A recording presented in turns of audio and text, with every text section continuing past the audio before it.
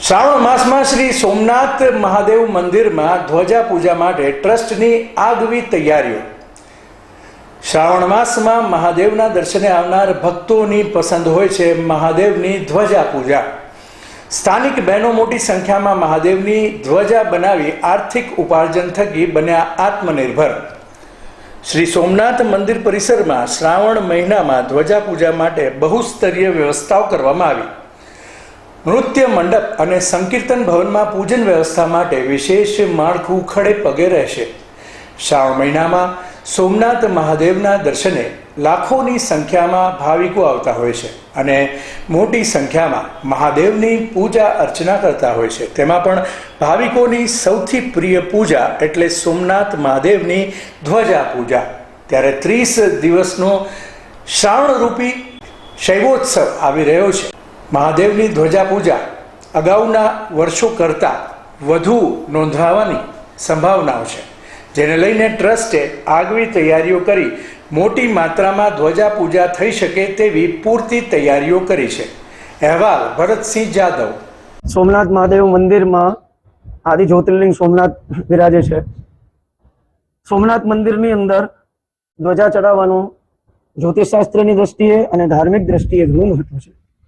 સોમનાથ દાદાને શિખર ઉપર ધ્વજારોપણ કરવાથી મનુષ્યના જીવનથી લઈને મૃત્યુ સુધીના જે કર્મ હોય એ કર્મના બંધનમાંથી મૃત્યુ પછી કર્મના બંધન પ્રમાણે ગતિ મળે છે। તો એ કર્મના બંધનમાંથી મુક્તિ આપવા માટે અને પિતૃઓના ઉદ્ધાર માટે ધ્વજા પૂજનનું મૂળ મહત્વ છે।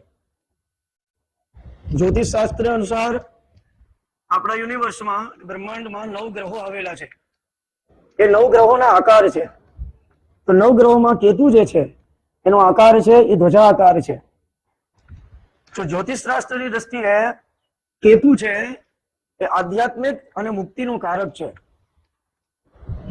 તો કેતુ ધ્વજા ચડાવવાથી જો જન્મકુંડલીમાં શનિ કેતુના શ્રાપિત યોગ થતા હોય કે કોઈ પણ શ્રાપિત યોગ થતા હોય તો એનાથી પણ મુક્તિ મળે છે।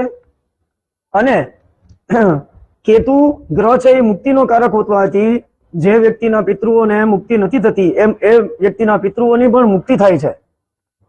અને બીજું, તમારી જે કોઈ પણ મનોકામના હોય જેમ કે યશ, કીર્તિ, જન્મ, મૃત્યુ, જરા, વ્યાધિ, રોગ, પીડા, આ કોઈ પણ પ્રકારની મનોકામના હોય તો એ ધ્વજારોપણ કરવાથી બાધાઓમાંથી નિવૃત્ત થાય છે। તો ધ્વજારોપણનું આ મહત્વ છે। શ્રી સોમનાથ મંદિરની અંદર ધ્વજારોપણ કર્યા પહેલા એ ધ્વજાની વિધિસર ષોડશ ઉપચારથી પૂજન કરવામાં આવે છે। ષોડશ ઉપચારથી પૂજન કર્યા પછી ભગવાનના મુખ્ય શિખર ઉપર ધ્વજાનું રોપણ કરવામાં આવે છે। તો ધ્વજા ચડાવવાનું સોમનાથ મંદિરની અંદર આખા શ્રાવણ માસ દરમિયાન પણ ધ્વજા ચડાવવાનું ખૂબ સોમનાથ ટ્રસ્ટ દ્વારા ભગવાન સોમનાથજીના જે શિખર ઉપર ધ્વજા ચડાવવામાં આવે છે, આ ધ્વજાની ચોક્કસ એની ડિઝાઇન નક્કી કરી અને સ્થાનિક મહિલાઓ દ્વારા આ ધ્વજા તૈયાર કરવામાં આવે છે। તેમજ ખાસ કરીને શ્રાવણ માસમાં લોકો ધ્વજા પૂજા માટે નું વિશેષ મહત્ત્વ હોય અને દેશ વિદેશથી આવતા લોકો પણ આ ધ્વજા પૂજા કરાવતા હોય છે। ટ્રસ્ટ દ્વારા આ ધ્વજાની મંદિરમાં જ પૂજા કરાવી અને જ્યારે મોટા સમૂહ આવતા હોય ત્યારે એને વાજતા ગાજતે શોભાયાત્રા સ્વરૂપે પણ લોકો ભગવાન સોમનાથજીની ધ્વજા ચડાવતા હોય છે। વિશેષમાં ટ્રસ્ટ દ્વારા એવી પણ વ્યવસ્થા ગોઠવવામાં છે, કોઈ જાતે પણ દોરી ખેંચી અને ધ્વજા ચડાવવા માગતા હોય તો એની વ્યવસ્થા પણ ટ્રસ્ટે ગોઠવી છે। આમ શાસ્ત્રોમાં એમ પણ કહેવામાં આવ્યું છે ધ્વજાને શ્રેષ્ઠ પૂજા માનવામાં આવે છે, એટલે વિશેષ લોકો ધ્વજા પૂજા કરાવતા હોય છે।